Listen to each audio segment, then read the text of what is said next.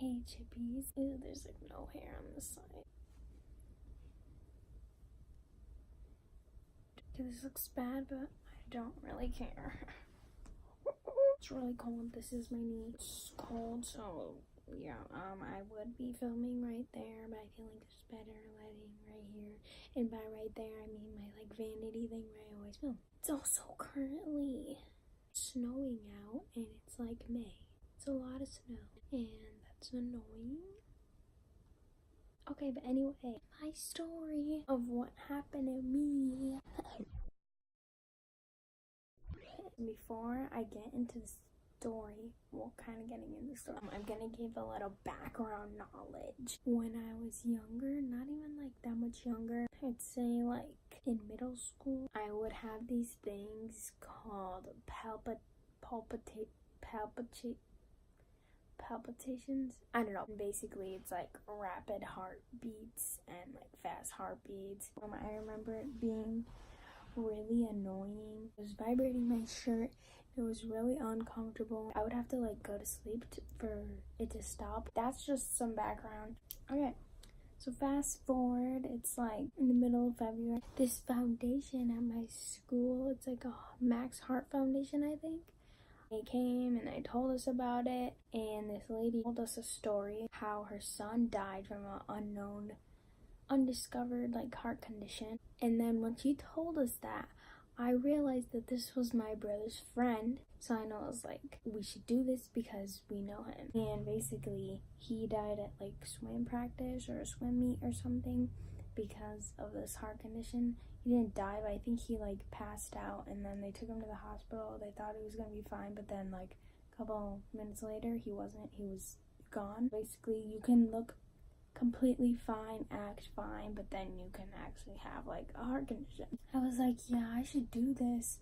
And then all of a sudden, like, I started thinking something could be wrong with me, because I remember I used to have whatever the words. I had rapid heartbeat. I made sure that my mom signed me up. There was like these booths, and you would go in there to get an EKG. There was one other girl that had to sit by another table so they sent me to that area, and everyone else was like going besides that one girl. Then there was another girl, but then the class period was like ending, and I was still there because we were waiting for a doctor to come in to do echoes. And then the lady comes and tells the girls that were there, like, oh, you guys can come in during your like lunch study hall. Then she came to me, and then I was just like, oh, like I can come back in study hall. And then she's just like, oh no, you're gonna stay here, because like she said you have, and then I didn't hear the rest of it.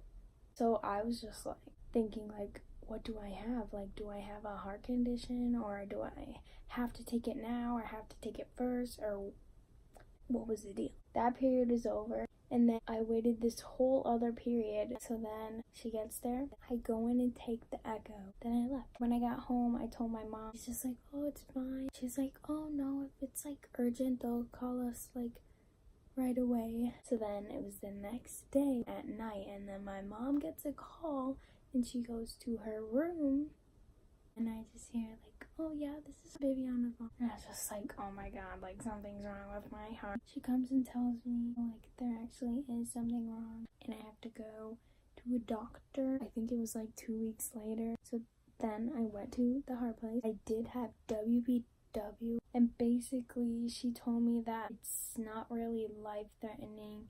There's like a 1% chance that it is life-threatening. You basically don't want to be that 1%, but there is no way to tell that you're that 1% unless you like die, but it's too late then. Then she said the only way to like get rid of this is to have a medical procedure. But I'm gonna call it a surgery because it's really similar to one. Basically, they would have to put me down like for 2 to 4 hours. I don't know how long it was.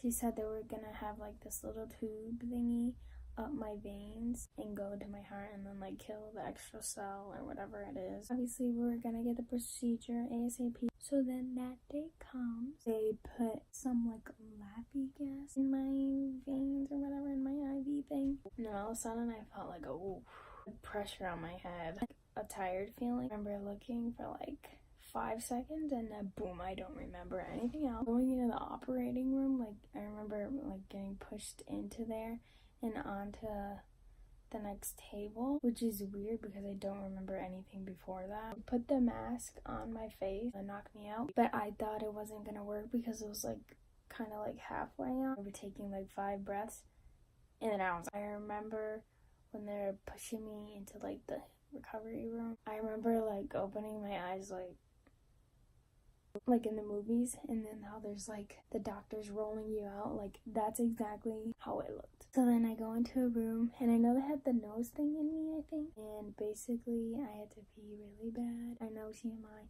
but I couldn't sit up or like move or anything. Like I had to be on bed rest, aka like laying flat for 4 hours. So they had to put this pot like under me, and then they wiped me.